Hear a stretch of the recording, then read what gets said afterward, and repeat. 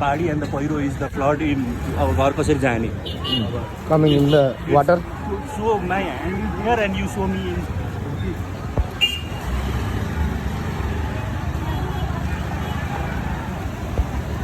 त्यो पाल खोलिदेऊ न जाऊ न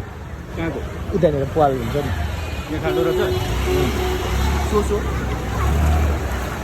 कहाँ पानी आएको परेको देखाउँदा खोइ भिडियोग्राफी के हो